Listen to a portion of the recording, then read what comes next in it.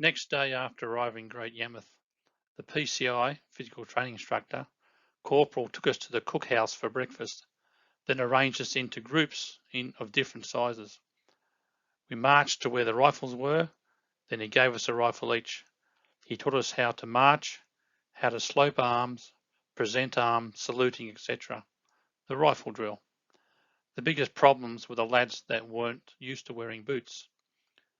When we ran our first mile, these guys got sore heels. We were there for a month.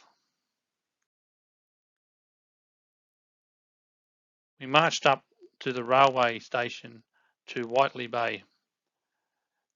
There we got put into billets and handed over to the army to learn to fire guns, because at the time the German invasion was expected. We went to the firing range.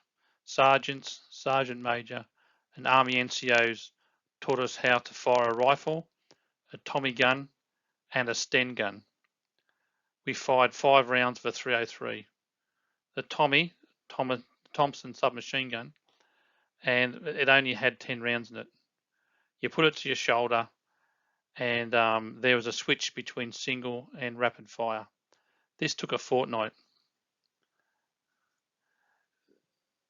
Once, when we fired a Tommy gun from the hip, rapid fire, this lad was doing it and it stopped, and he twisted around and pointed the gun at the corporal.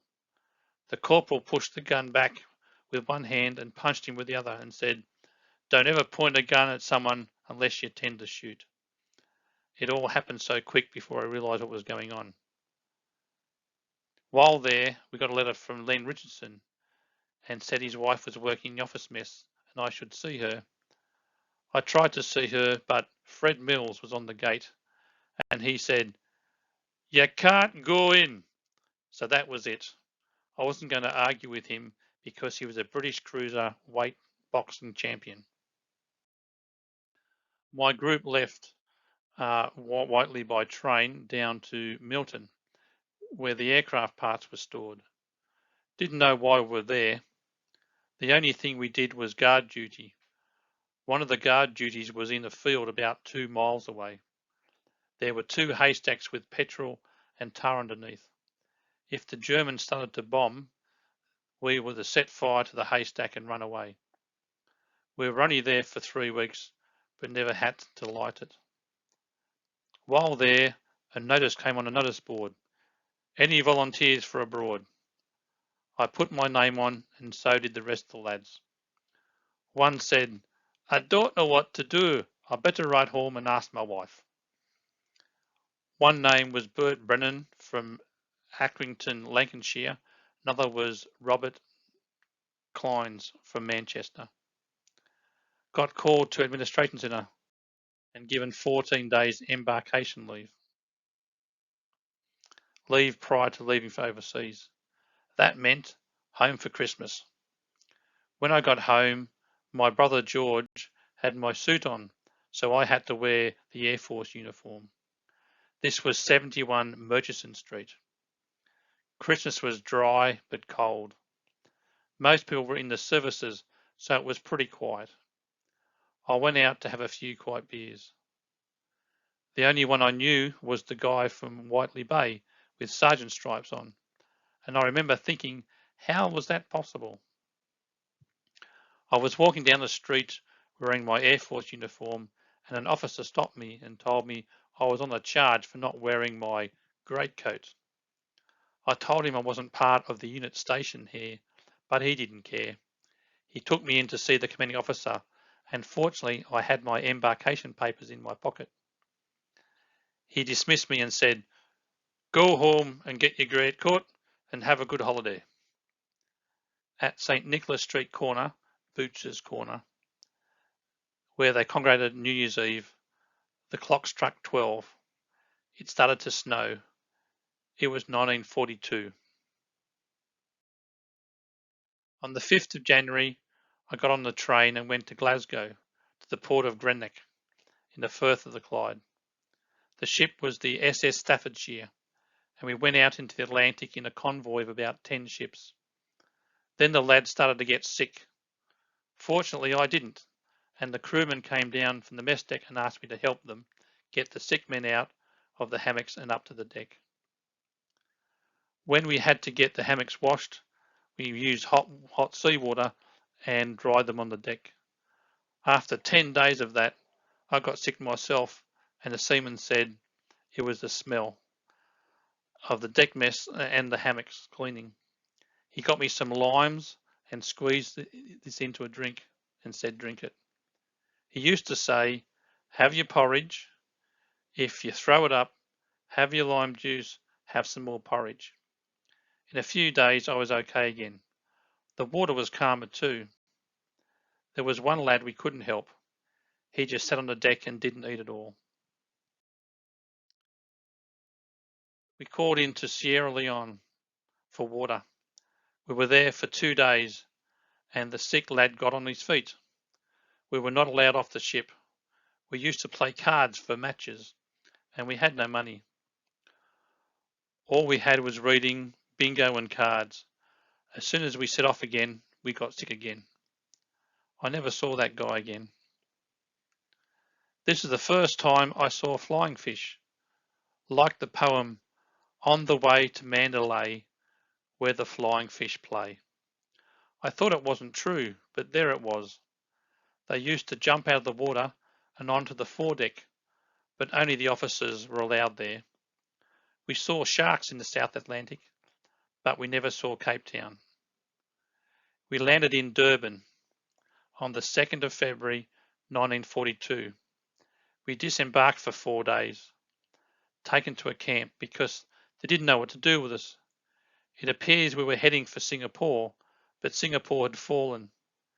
An English wharfie took 4 of us crowd around the town in his car. He had 2 teenage daughters, and it appeared his wife had died. It's the first time while in camp I ever had bread with jam and cheese all together. Guys were Bert Brennan, Chisney, and Peter Eggleton. Eggleton's brothers was a captain in the Coldstream Guards. Peter was really shitty about that, and he couldn't get anywhere where he could get promoted. Much later, a photo was taken, and he scribbled the guy's face out so he couldn't be recognised. Embarked on a Dutch ship, the Christine Eugen, and it was air-conditioned, and it's a passenger ship. We set off into the Indian Ocean. It was quite nice as the weather was calm. The ship was totally Air Force, and there were no Army. At first we were told we're going to Java, then told Sumatra, and the RAS officer said, we're going to land in Sumatra. If I see anyone run away, I'll shoot him. We had nothing to fight with. We had no rifles. We sailed around the Indian Ocean for a month and landed at Bombay on the 6th of March, 1942. We got off the ship and went to a holding camp. We were all separated into different sections and went to Fizbad in what's now called Pakistan, because it was called Punjab then. We were there for a fortnight, and when you went for a meal, if you didn't cover it up walking back, the shite hawks, large birds, would swoop down and take it. Things were topsy-turvy with the fall of Singapore. From there we went to Calcutta, and they put us up in the Catholic nun's place. My nephew's first wife's mother said that she lived next door in a place called Shangaringi. They said, you're going to northeast Assam. They gave us 10 days rations to get from there to a place called Dinjan. It appears it was the last aerodrome before the hump into China. It was an American aerodrome. We left on the Bengal Assam Railway and got to the Brahmaputra River and had to cross on a ferry. It was about half a mile wide.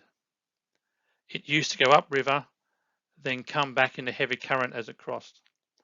The ferry was unusual in that it had rudders at both ends. That was when we saw the Sikhs washing in the river. Their hair reached down to their backsides. With their turbans off, they washed their hair. I'd never seen them with their turbans off before. Then we got to the narrow gauge railway and headed northeast. We ended up in Jabrinja. Then we got motor transport to Dinjan. When we got there, they had nothing for us to do. Then they decided to make some gun posts, one at each end and one halfway down the runway on each side. We connected them all by telephone and manned the gun posts. In Dinjan, we had no lights, so we caught fireflies and put them in jam jars. Then we got some tilly lamps. They were pump operated. The moths would smother the tilly lamps, so we would shut them off, shut all the shutters, walk outside and turn the lamps off. The moths followed. We'd turn them back on and run back inside. About the second or third day, the gun post went up. A DC flew in from the west so low it knocked out the telephone and almost the gun. We never manned that gun again. The Americans were training Chinese pilots to fly Ryan trainers. They flew in from over the mountain. Later, half a dozen Mustangs came over and tried to land. One came in with no wheels down, another with one wheel down. They crashed the other, but 4 made it, all flown by Chinese. The DCs flew from Kunming in China, taking all the spare parts from the aircraft. Then one day they came and said, "We're going to fly into Myitkyina and blow the petrol tanks as the Japs are getting close." An army guy came and gave us gun cotton and dynamite, fuses and detonators. He left this heap of stuff on the side of the runway. The Air Force guy said one of these DCs, "Put it in and fly to Myitkyina." About 3 days later, a DC came in with 64 Burmese in it. It was only supposed to carry 20. There was no seats. Everyone just sat on the floor. How the hell they got off the ground, I don't know. I asked him, "Are you going to take us to Myitkyina?" He pointed to a Lockheed 12, a 12-seater aircraft, landing and said, "See that plane? It's the last plane out of Myitkyina." 36 people got out of it. I asked the army bloke, when we got to Myitkyina, how were we supposed to get back? He said, "You walk." It was about 300 miles over hilly country, so we're expendable. We had no mosquito equipment, so we would have died of malaria anyway. One day, Orion trainers came in one way and the DC came the other way. A guy ran down from a 2-story timber watchtower and fired a red Very pistol, a flare gun, to signal them. It went straight up over his head and landed on the thatched roof and burnt the whole 2-story watchtower down to the ground. The next day, the Americans said they didn't want us anymore, so we went back to Calcutta.